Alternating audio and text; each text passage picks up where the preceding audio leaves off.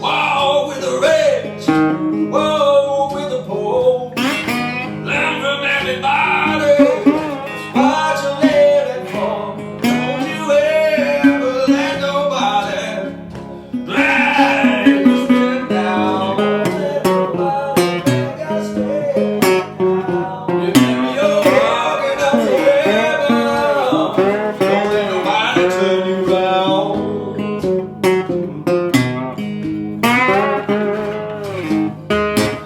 I say things that sound mighty strange to you. I might preach the gospel, I believe it's true. Don't you ever let nobody drag your spirit down. Let nobody drag your spirit down. Yes, I'm walking up the hill. Don't let nobody turn me around.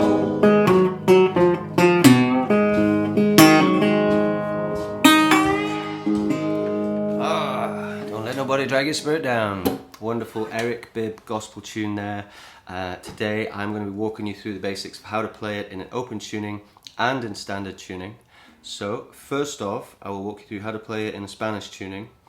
Spanish is open G, and on this occasion I'm tuned to G sharp. So just tune to a regular open G tuning and just tune everything up half a step. Okay. So I'm figuring you came here to learn some guitar, so without further ado and me blethering on, let's get down to it and I'll teach you how to play this thing. Okay, so the guitar part, it's just a standard blues progression, 3 chords, you know, 3 chords and the truth. So in the open tuning, obviously our open chord is here. It gives us an open G sharp. I tend to miss out that B string, which is the major third, and then it gives it that more ambiguous quality of a minor chord if I just focus on these 3 middle strings. So we've got root 5 root there, okay? And with my thumb on the root, on the G sharp here, we'll just call it the G string, right? We're going to play 2 notes there, and then 2 notes down here on the D string, 2 notes back here on the index finger, a little bend up here, and then the open G string with the index finger down here. So put that together.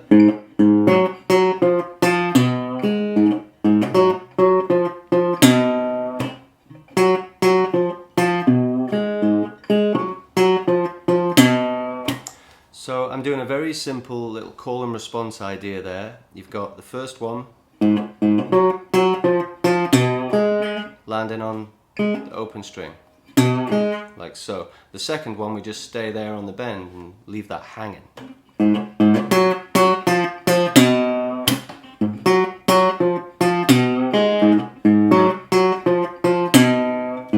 Okay, so that's what goes down on the 1 chord. What I tend to do is to signify the change to the 4 chord coming up. What I do is I like to play the 7 on the last bar, so we'll have 4 bars of that. So 3 repetitions of this call and response idea. And after the 3rd one, instead of playing the answer, we just go down and play what would be a G7, a G sharp 7. Like so.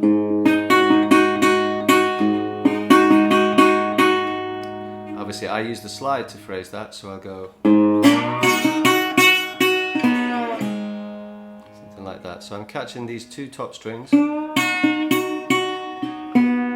trying to catch the G string to pull down off. And catch 2 strings. That's that old Robert Johnson trick. Okay. And then into the 4 chord. Now, typical 4 chord would just be those 2 strings there, just like you would normally play a C chord, but take the root note off, so you're left with just those 2.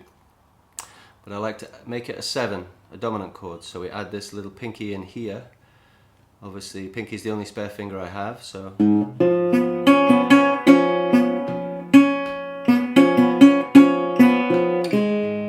Okay, so 2 bars on that.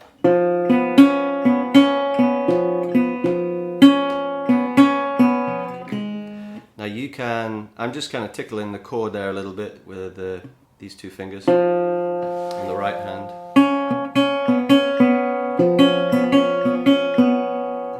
nice thing to do in this song, or that I like to do, is just to start that chord change and play dynamically very quiet and then get louder.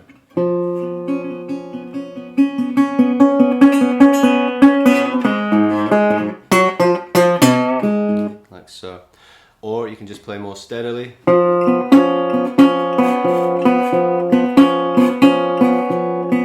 Okay, I'll just show you that pattern once more.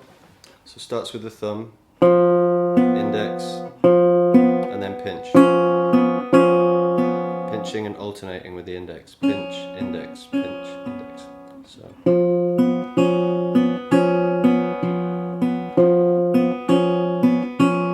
Thumb, index, pinch, pinch, thumb, index, pinch.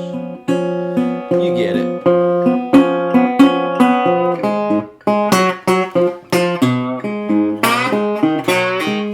Okay, in two ways we can do the 5 chord to the 4 chord turnaround. Is just play a simple 5 chord here with these 2 fingers right there, and I like to pick it like this. Okay.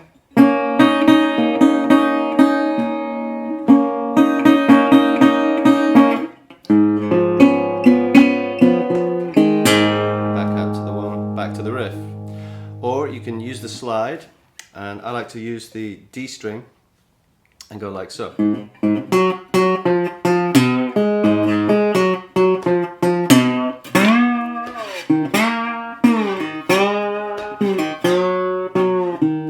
Okay, let me do that again a little more cleanly. So.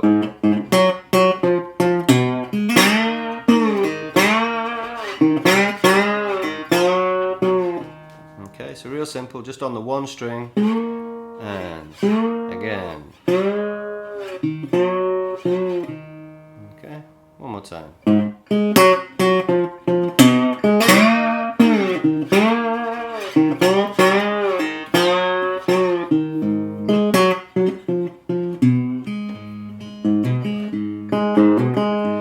Now, of course, you don't have to play that riff the whole time.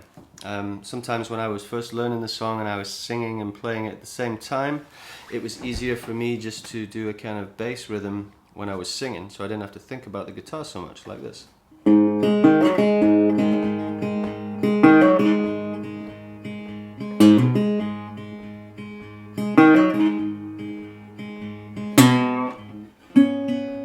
Let's keep it real simple like that. Another little thing, in this tuning, I guess you've got a little run you could do, like from here.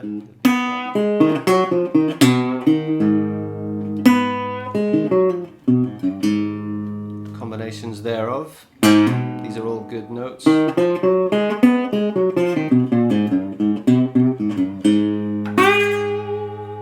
Okay.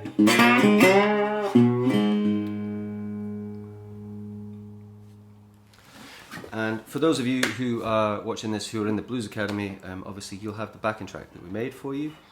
So on that version you'll hear a simple slide guitar solo in the middle, and basically I just recorded that in one take as a sort of improvised thing. I didn't really plan it, it got to the solo part and I thought, oh, I'll just do this, you know, and see what comes out. And then I went back and redid it and did another take, did another couple of takes. And what I found was that I was just trying to recapture the shape of the original improvised solo. And there's sometimes something about the first take that has a sort of uncertainty about it. It's not assured, it's questioning itself, and there's a certain magic in that. When things get too tried and tested, it can sound really formulaic. So there's a lesson to be learned in there, and I just ended up keeping that first take on this occasion. Doesn't always work like that, but that's worth thinking about. Obviously you have to have put in some practice beforehand at some point, you know. Okay, anyway, I'll just walk you through the basic shape of what I played in my solo, but I would advise you and encourage you to try and come up with your own solo and see if you can get a good vibe going for yourself. Okay, so I started out by playing something. I wanted to come up to the root note here on the high string, and I wanted to try to mimic the style of Rainer Ptacek, a Tucson, Arizona musician who's a wonderful slide player. And he would do a lot of these kind of sounds, like an open string and then sliding in like that.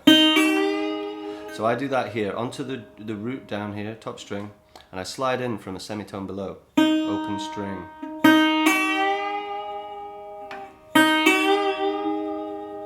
You're getting all these overtones ringing out as well, which are, you know, perfectly alright by me.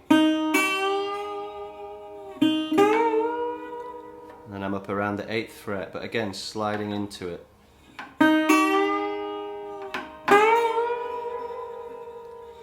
The thing about that movement there is that there's a root note, right? Typically in the blues we'd have this movement from the flat 7. Okay? Very popular blues sound. And I'm doing this one. Not so common. And that's really, it's a major 7th, but in the context of a minor chord, that would imply harmonic minor. Alright, and then coming back down. More of that sort of movement.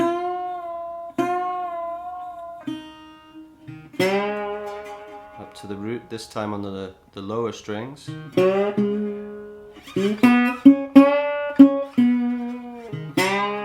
Just a little pentatonic idea. So I've stepped onto the G string from the D string, D to the G, up, back to the root. So essentially like that. Very simple. And then a little rhythmic idea back here on the D string, basically mimicking the riff we've been playing the whole time.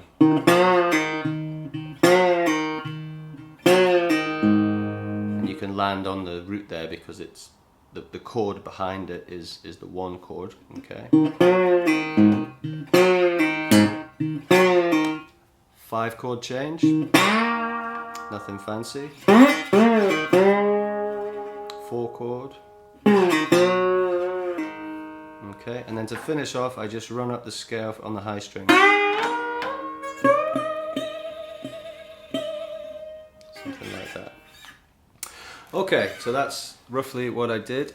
Now let's jump over to a standard tune guitar and I'll walk you through the basics of how to play it in standard tuning. Pretty simple. We're going to play it out of an E chord position, and obviously to get us in G sharp you just need to put the capo on the 4th fret.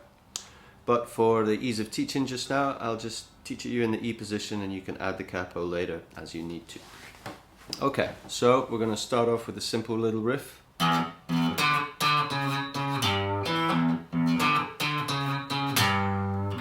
Okay, just like we played before on the slide guitar and the open tuning, but this time we're basically using this simple, what would normally be a boogie pattern, you know. Okay, so just like we did before.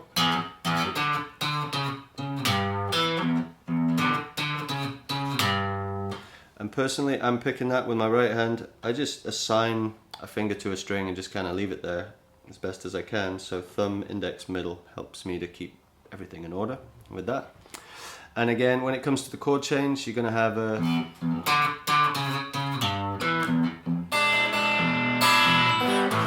so a little E7 in there if you wish.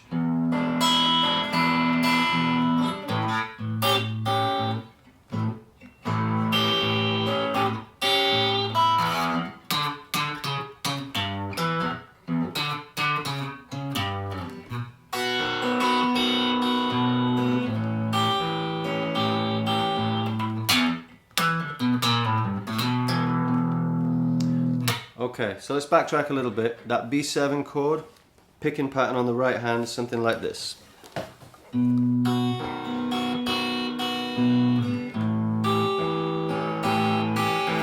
Okay, so keeping the thumb in time, and then I'm adding a little syncopation with the fingers.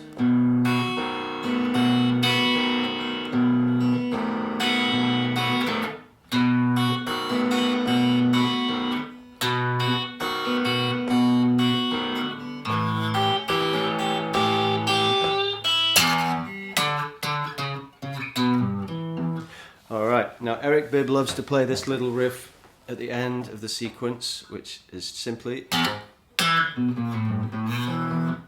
So it's just down the E minor pentatonic with a little bit of chromatic movement here to the B flat, A, G, and then hammering on to the B, back to the root. So slowly.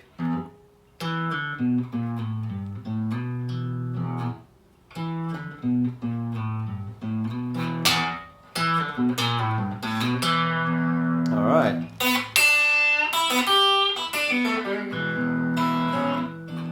And that's all you need, folks. Have fun with this one. It's a great tune. Love playing it.